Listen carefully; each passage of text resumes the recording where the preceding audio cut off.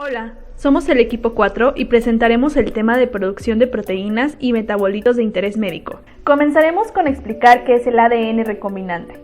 Como ya se había comentado en clases anteriores, el ADN recombinante es una molécula de ácido desoxirribonucleico generado en laboratorio, mediante la integración de dos organismos.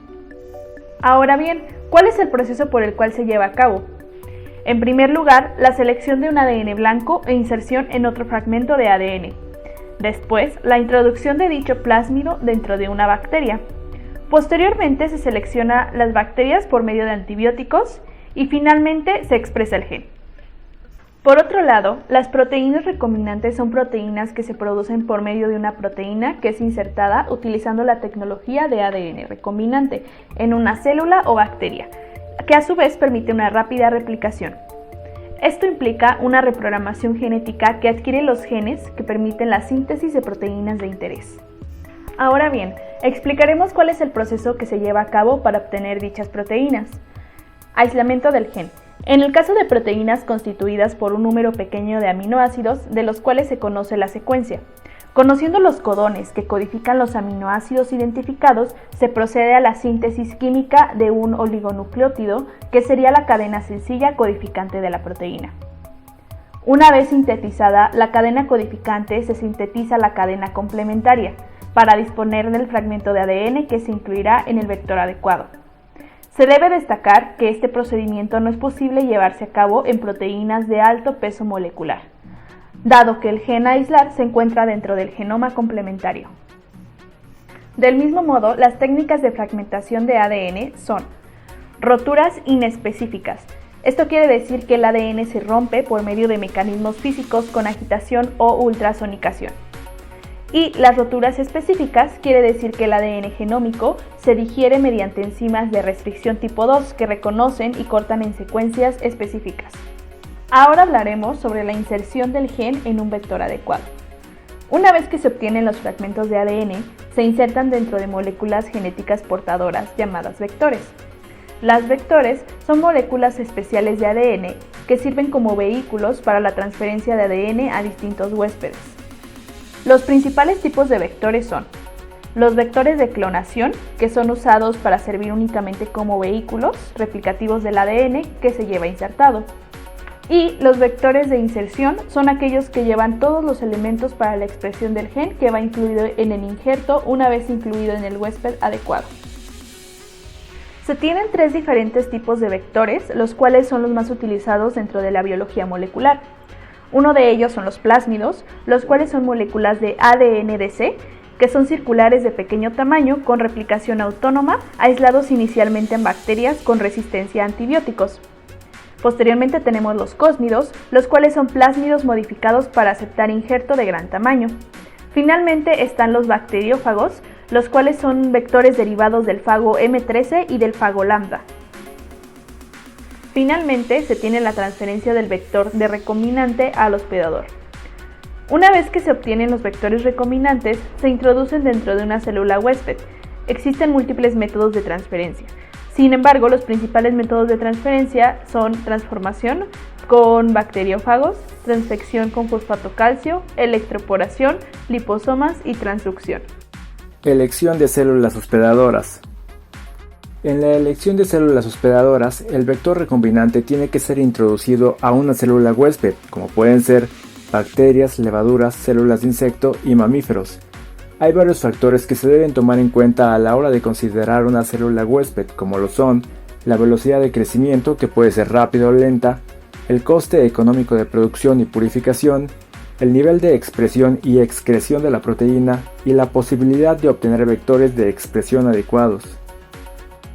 En las células procariotas, los huéspedes más comunes son la Escherichia coli, el Bacillus subtilis y también algunas cepas de Salmonella. Se utilizan cuando se trata de obtener proteínas de pequeño peso molecular. Algunas de sus ventajas son el cultivo fácil y barato, la rápida velocidad de crecimiento, los altos rendimientos con el vector adecuado y son muy resistentes al cambio de medio. Pero también presentan grandes inconvenientes. Las proteínas no pueden procesar el ARN que contiene intrones, no se pueden segregar en su medio de cultivo proteínas de alto peso molecular, tienden a concentrar las proteínas expresadas en gránulos insolubles que muchas veces pierden su actividad y pueden resultar tóxicos, y carecen de un sistema de maduración de proteínas.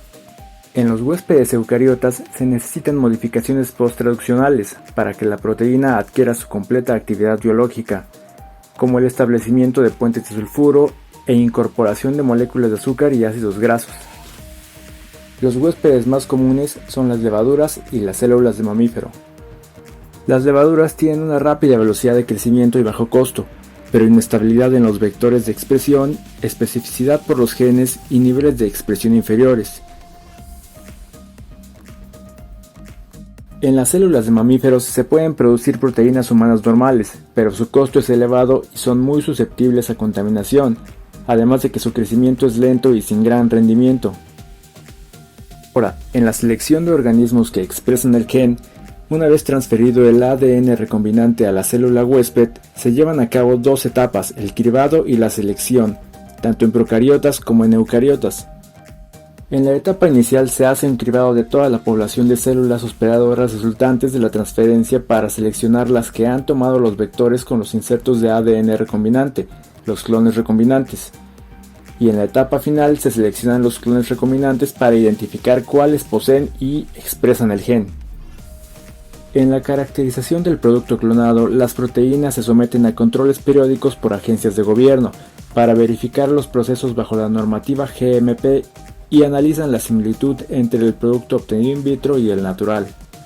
La caracterización primaria incluye principalmente la determinación del peso molecular, carga eléctrica, punto isoeléctrico, entre otros, y la caracterización secundaria mediante métodos físicos, químicos e inmunológicos que la proteína esté libre de factores de riesgo para el hombre.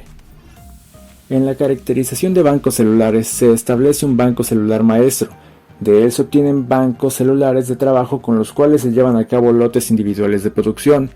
En ellos se deben asegurar la estabilidad genética e identidad de las células productoras, la estabilidad de construcción genética que origina a la proteína, la ausencia de agentes como virus y micoplasmas y la consistencia de crecimiento y productividad de las células. Los principales usos de las proteínas generadas son las hormonas como la eritropoyetina y la insulina, factores estimulantes de colonias que sirven como tratamiento estimulante para pacientes durante el tratamiento de cáncer, anticuerpos monoclonales que permiten controlar enfermedades como el cáncer y la artritis, y las citocinas, como los interferones, que son proteínas producidas y secretadas en respuesta a virus, bacterias, parásitos y células tumorales. Ahora hablaremos un poco sobre metabolitos de interés medicinal. Primero, ¿qué es un metabolito?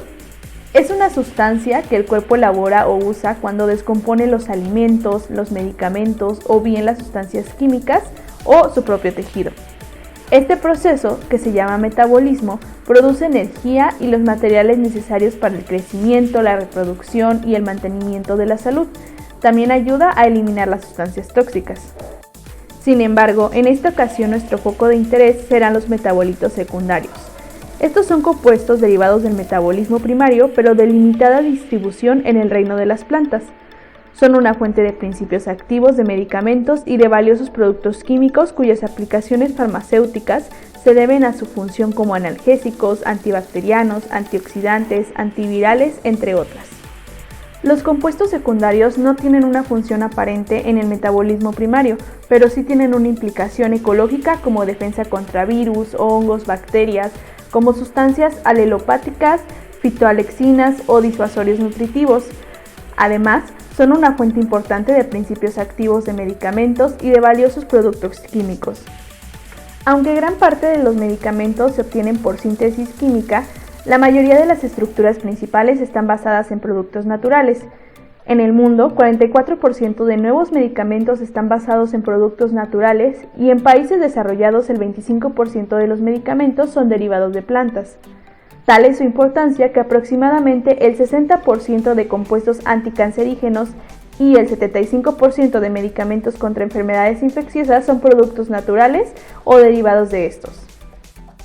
Ahora bien, los compuestos secundarios de plantas de interés comercial han sido incluidos en tres principales categorías según sus rutas biosintéticas. Primero tenemos los terpenos, que se forman por la polimerización de unidades de isoprenos y esteroides. En segundo lugar tenemos a los compuestos fenólicos, donde se incluyen los ácidos fenólicos, cumarinas, flavonoides y taninos. Las aplicaciones farmacéuticas son básicamente como analgésicos, antibacterianos, antioxidantes, antitumorales, entre otras. Finalmente tenemos los compuestos nitrogenados. Estos son principalmente los alcaloides y glucósidos cianogénicos. Se debe destacar que los alcaloides son fisiológicamente activos en humanos, por ejemplo la cocaína, nicotina, morfina, y son de gran interés en la industria farmacológica. También existen una gran diversidad de hongos con metabolitos secundarios medicinales. Los hongos son organismos eucariotas pertenecientes al reino fungi, no poseen clorofila y se encuentran en 4 niveles de organización: células libres, pseudomicelio, micelio y cuerpo fructífero. Pueden ser unicelulares o filamentosos. Existen tanto hongos patógenos como benéficos, y de estos destacan los descubrimientos de Agostino Bassi con la muscardina en 1835 y Alexander Fleming en 1928 con la penicilina.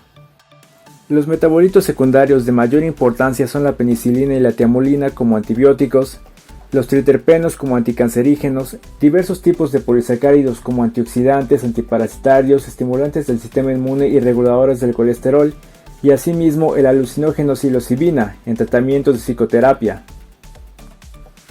Algunos ejemplos importantes de hongos son el Penicillium chrysogenum. Aparte de producir la penicilina, es capaz de producir metabolitos secundarios como alcaloides, en específico roquefortina C, meleagrina y crisogina. Ganoderma lucidum, una de las especies con mayor importancia medicinal, gracias a su efecto anticancerígeno, antimicrobiano, antiinflamatorio, antioxidante y antienvejecimiento. Entre los compuestos activos que posee se encuentran polisacáridos, triterpenoides, fibra dietética, aminoácidos, entre otros. Un triterpeno de importancia es el ácido ganodérico, y se encuentra en abundancia en las esporas de Ganoderma lucidum. Existen varios subtipos que generan citotoxicidad y pueden causar apoptosis en diferentes líneas celulares cancerígenas. Trametes versicolor presenta un compuesto como el del polisacárido PSK, un agente estimulador del sistema inmune, con propiedades anticancerígenas y actividad antioxidante.